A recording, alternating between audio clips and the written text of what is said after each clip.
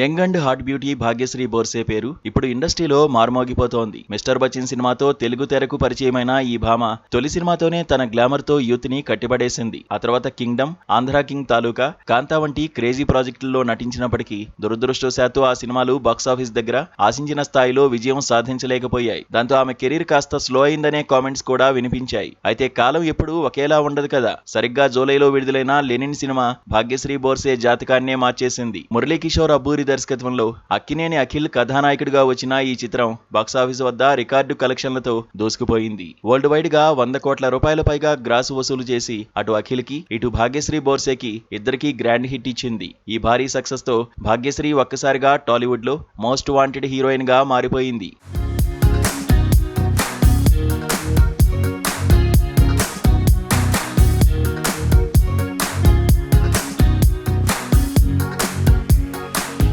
Lenin success తర్వాత భాగ్యశ్రీకి టాలీవుడ్ నుంచి వరుస క్రేజీ ఆఫర్లు క్యూ కడుతున్నాయి. అందులో అత్యంత ఆసక్తికరమైన వార్త ఏంటంటే natural star Nani next project లో ఈ భామ హీరోయిన్ గా ఛాన్స్ కొట్టేసిందనే టాక్ గట్టిగా వినిపిస్తోంది. ప్రస్తుతం నాని దసరా ఫేమ్ శ్రీకాంత్ వదుల దర్శకత్వంలో ది ప్యారడైజ్ అనే భారీ యాక్షన్ డ్రామాలో నటిస్తున్నారు. ఇప్పటికే షూటింగ్ పూర్తి చేసుకున్న ఈ చిత్రం సెప్టెంబర్ 24న ప్రపంచవ్యాప్తంగా థియేటర్లలోకి రాబోతోంది. ది ప్యారడైజ్ విడుదలైన వెంటనే నాని తన తదుపరి చిత్రం బడ్లీ రోమియో పనుల్లో బిజీ కానున్నారు. పవన్ కళ్యాణ్ తో ఓజీ వంటి హై వోల్టేజ్ మూవీని తెరకెక్కించిన యంగ్ టాలెంటెడ్ డైరెక్టర్ సుజీత్ ఈ చిత్రానికి దర్శకత్వం వహిస్తున్నారు. సుజీత్ నాని కాంబో అనగానే అటు ట్రేడ్ వర్గాల్లో ఇటు అభిమానుల్లో భారీ అంచనాలు నెలకొన్నాయి. ఈ సినిమా షూటింగ్ వచ్చే అక్టోబర్లో పట్టాలెక్కేందుకు సిద్ధమవుతోంది.